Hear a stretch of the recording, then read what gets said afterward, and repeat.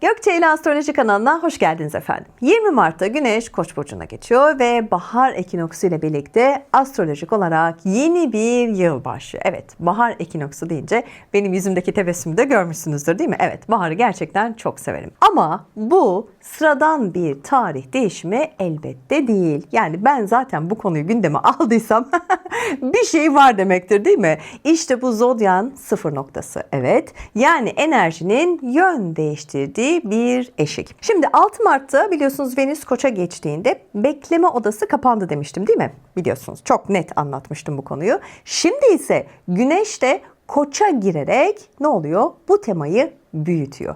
Yani artık böyle acaba mı dönemi maalesef değil, bitti. Ben başlatıyorum dönemi. Güzel bir döneme giriyoruz değil mi?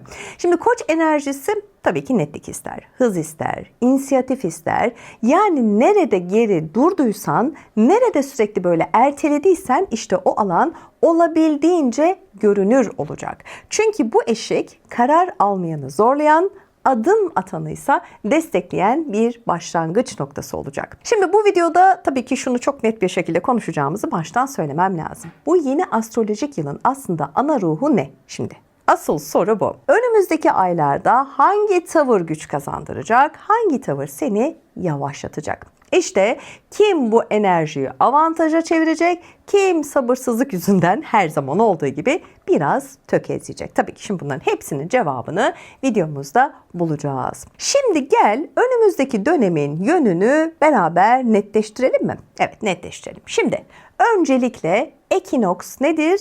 Sıfır, yani Koç'un sembolizmi değil mi? Şimdi gelin ayrıntılı bir şekilde bakalım. Şimdi 20 Mart'ta Güneş Batı astrolojisinde zodyan başlangıç noktası olan 0 derece Koç'a giriyor.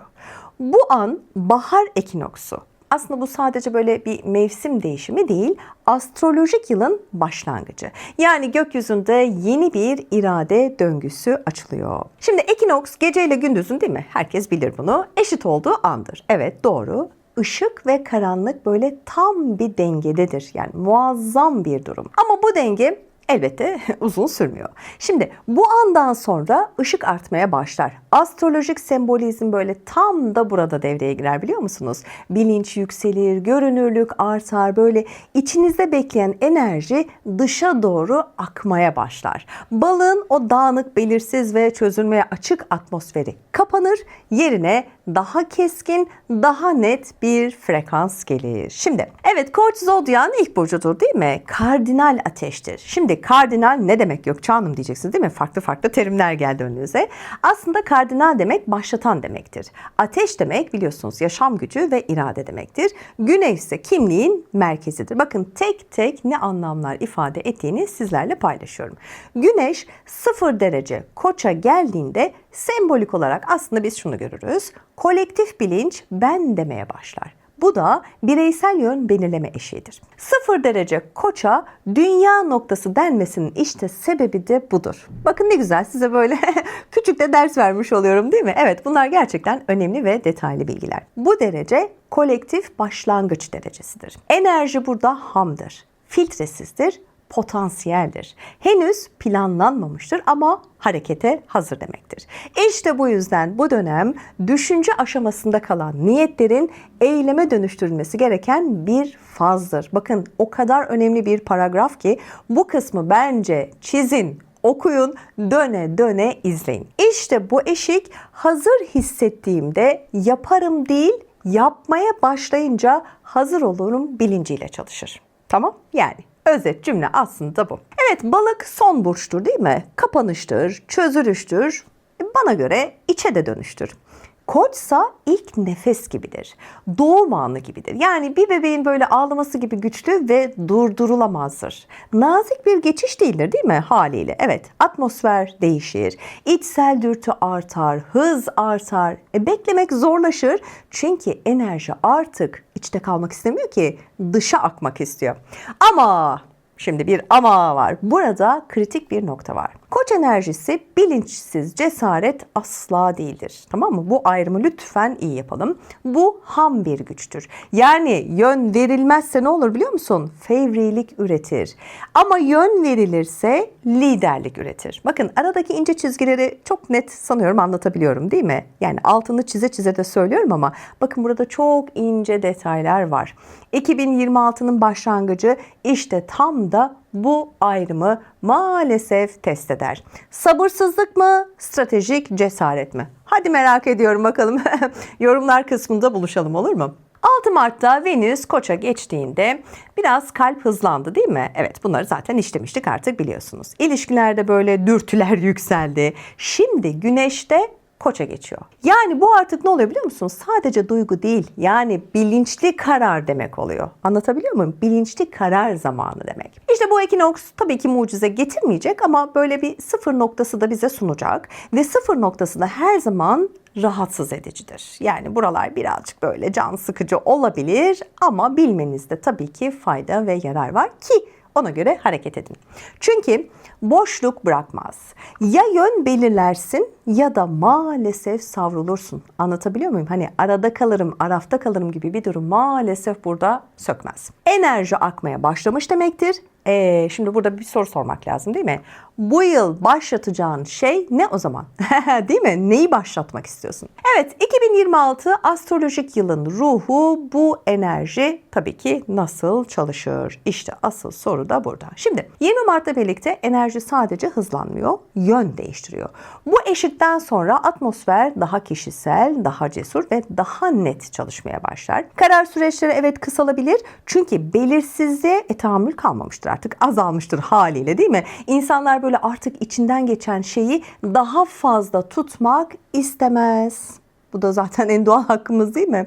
Özellikle de böyle hani sürüncemede yarım kalan böyle konular varsa bunlar olabildiğince hareketlenir. Uzayan meseleler, sorunlar varsa bunlar ya çözülür ya da kopar. Çok net. Çünkü Koç bir başlangıçtır. Askıda kalmayı hiç ama hiç sevmez. 2026'nın başlangıç fazı evet yumuşak bir geçişteydi, kabul ediyorum, doğru. Biraz tetikleyici eşikti değil mi? Yani içsel huzursuzluk artabilir demiştik. Evet oldu. Çünkü yerinde sayan böyle o alanlar daha görünür hale geldi. Hayatın hangi bölümünde kendini geri çektiysen ya da hangi kararı böyle sürekli ertelediysen, aman yarın hallederim, yarın görüşürüz, yarın yaparız gibi dediysen işte orada ne oldu? Maalesef çok kuvvetli bir basınç oluştu değil mi? Ancak burada yine ince bir çizgimiz var. Yani hızın artıyor ama sabırsızlık da artıyor. Bak, ikisi de doğru orantılı değil mi? İşte bu yüzden 2026'nın ilk döneminde cesaret tek başına tabii ki yetmez. Yön, plan ve tabii ki ne gerektirir? Her zaman olduğu gibi bilinç gerektirir. Aksi halde maalesef enerjiyi toparlayamazsın, elinde tutamazsın, dağılır gider. Şimdi aile ve ev yaşamında bu enerji rollerin aslında yeniden tanımlanmasına da yol açabilir, biliyor musun? Evet, ev içinde böyle kim yön veriyor, kim sadece uyum sağlıyor, kim kendi alanını biraz geri plana atıyor soruları aslında daha görünür hale gelir bu süreçte. Yetişkin, çocuk, ebeveyn ilişkilerinde de böyle bağımsızlık çıkışları görülebilir mi? Evet, görülebilir.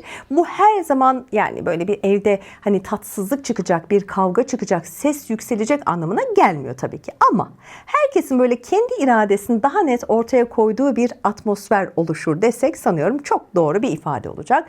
Yani pasif kalınan yerlerde hareket başlar.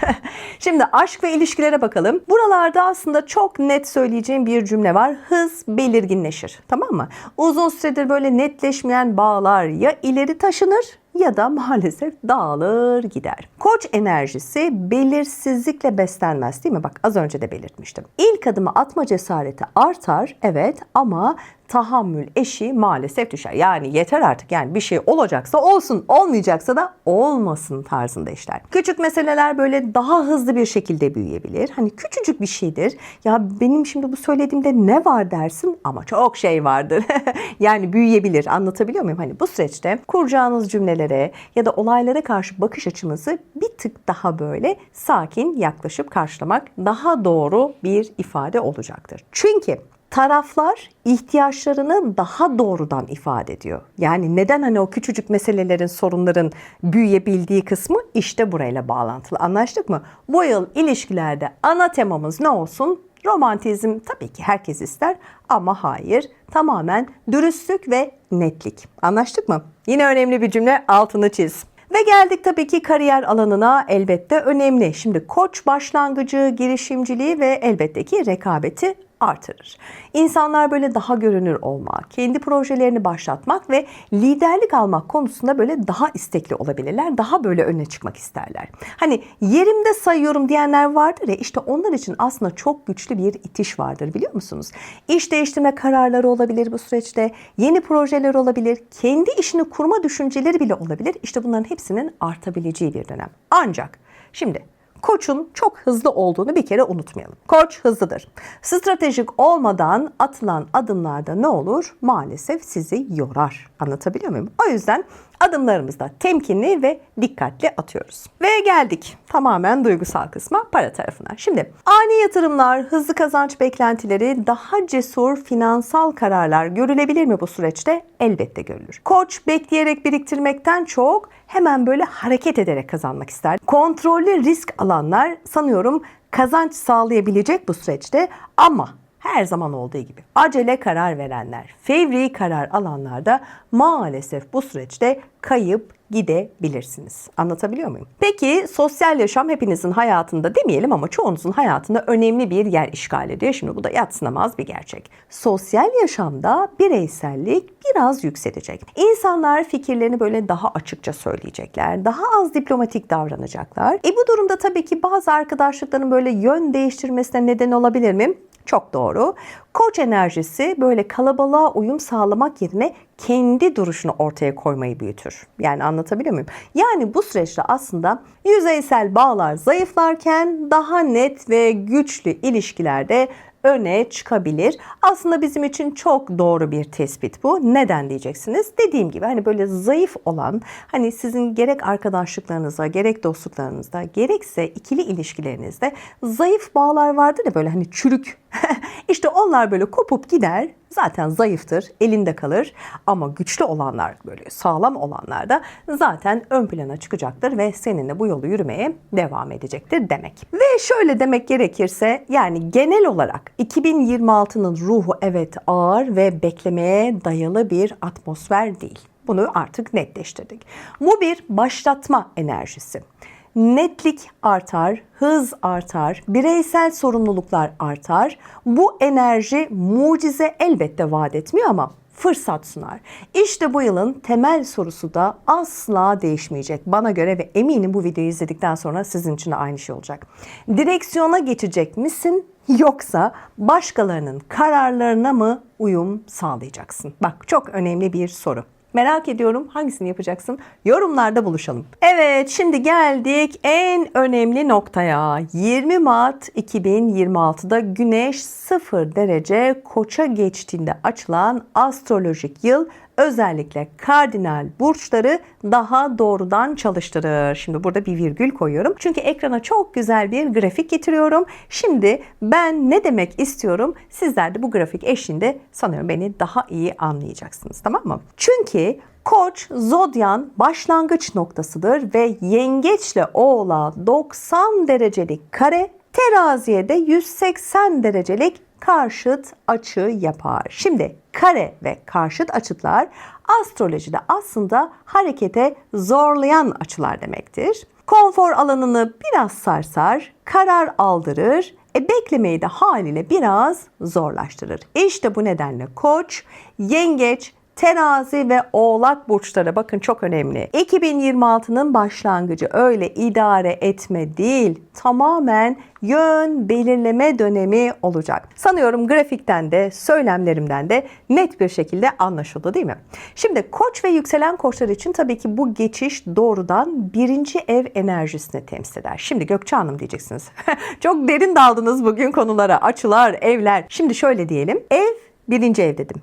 Koç ve yükselen Koçlar dedim. Bu geçişte doğrudan birinci ev enerjisini temsil eder. Şimdi bu birinci ev neyi temsil ediyor Gökçe Hanım? Yani bu ne demek? Kimlik demek, beden demek, imaj demek, hatta hayatın direksiyonuna geçme temasıyla çalışır demek. Bu dönemde ben kimim ve nereye gidiyorum gibi sorular daha yüksek sesle dile gelir. Yani insanlar dış görünüşlerinde değişiklik yapmak isteyebilirler, yaşam tarzlarını yenilemek isteyebilirler, yeni bir hedef koyabilirler ya da uzun süredir ertelemiş oldukları bir kararı başlatmak isteyebilirler. Bakın ne güzel anlattım değil mi?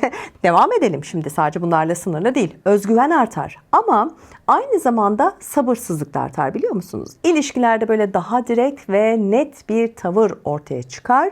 Yani dolaylı konuşmalar azalır. Aslında bu kısım benim çok hoşuma gitti, biliyor musunuz? Yani en azından yormaz insanı. Her şey net bir şekilde takır takır takır işler. İşleyiş güzel olur. Haliyle biz de mutlu oluruz değil mi? Evet, şimdi yengeç ve yükselen yengeçler için şimdi bu kare açı özellikle böyle kariyer ve toplumsal statü alanını tetikler. Tamam mı? İş ortamında böyle yön değişimi olabilir, üstlerle açık konuşmalar olabilir, görev değişikliği, görev artışı ya da sorumluluk baskısı gibi durumlar görülebilir. Ev ve aile güvenliğiyle kariyer hedefleri arasında da birazcık gerilim oluşabilir bu süreçte.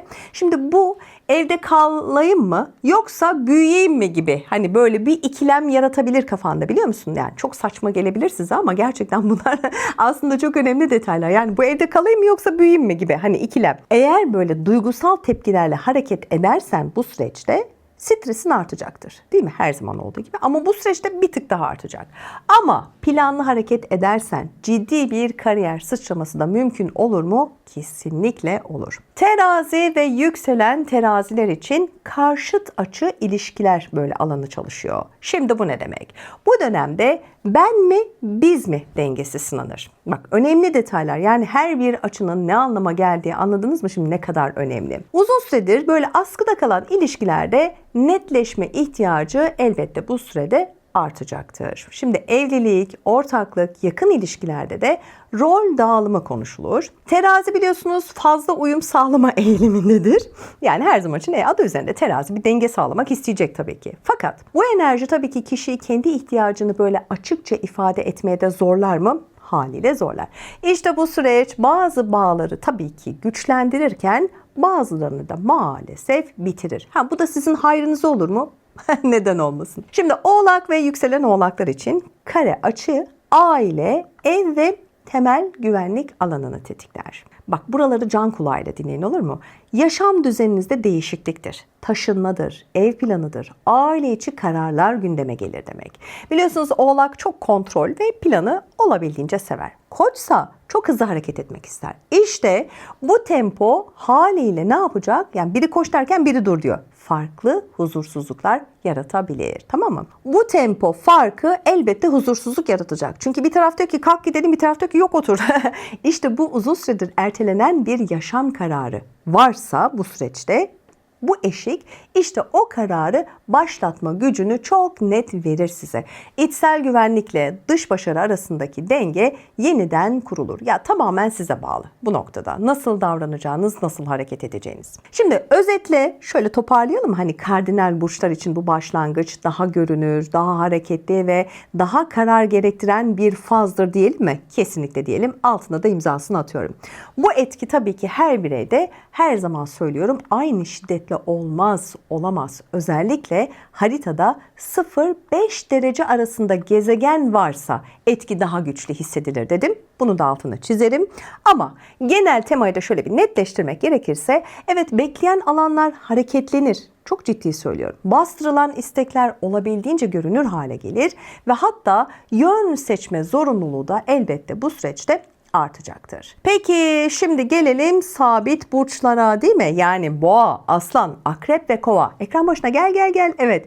Bu başlangıç daha içsel basınç şeklinde çalışır sizde. Yani Boğa, şimdi başlıyorum. Maddi güvenlik alanında risk baskısı hisseder misin? Elbette.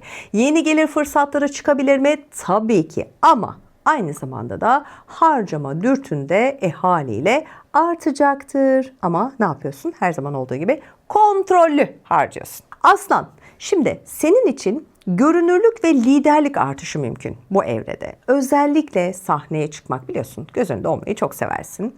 Böyle ışıklar senin olsun, sahne senin olsun ve sen de parlamak istersin, değil mi? Evet, sahneye çıkmak, projeyi başlatmak, dikkat çekmek.